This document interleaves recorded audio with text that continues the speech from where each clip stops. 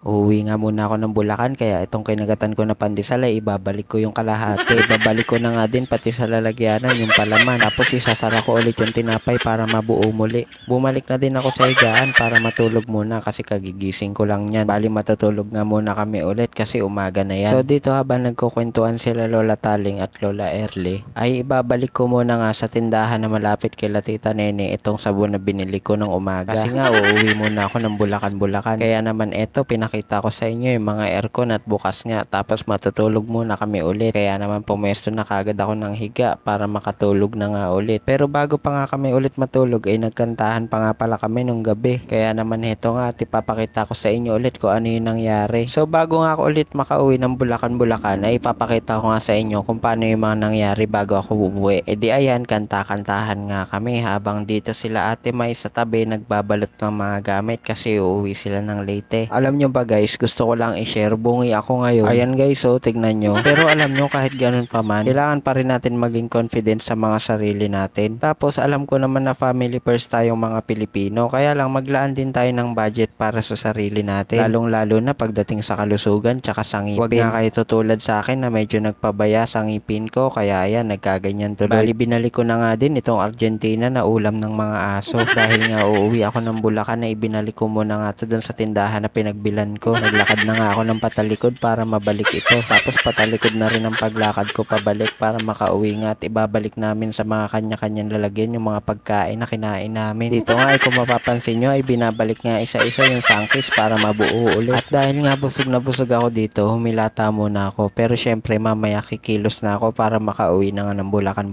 Hapon na nga kasi to kaya antayin ko muna na lumiwanag muna. Bali ito nga at binabalik ko na rin yung chicharon na nabawasan. Tapos dito naman sa kinakainan namin ay ibabalik nga din namin lahat ng sinandok namin. Pagkatapos nga niya na ibabalik ko din yung binili ko na pito sa may Divisoria. Nakita nyo naman guys, paatras yung lakad ko kasi nga ibabalik ko sila. Nadaanan ko nga rin pala dito yung Chinatown. Napakadami nga talaga mga pagkain na pan Chinese. Tapos nga ipatuloy pa rin ako naglalakad pabalik para makarating lang nga muna doon sa terminal. Bali bit-bit nga yung maleta ko ay bumalik din ako doon sa may karinderya na kainainan ko pagbaba ko ng bus. Binabalik ko nga yung mga pagkain na kinuha ko dyan. Tapos sabi ko nga uuwi ako ng Bulacan kaya ibalik din nila yung bayad ko. Lahat din ng mga sakay ng bus ay bumalik nga kami patalikod ng andar. Ang bilis nga ng biyahe kasi nandito na ako sa NLEX. Kita nyo naman papatalikod kasi yung andar. Tapos maya nga lang ay nakarating na ako sa bahay namin sa Bulacan at ibabalik ko na nga din yung mga gamit kong daladala. Bali pinasok ko na nga itong mga maleta tapos yung bag ko na malaki tsaka yung tripod na daladala. Inalis ko na nga muna yung backpack ko kasi medyo mabigat na nga tapos ibababa ko na din yung tripod. So yun lang guys, thank you for watching.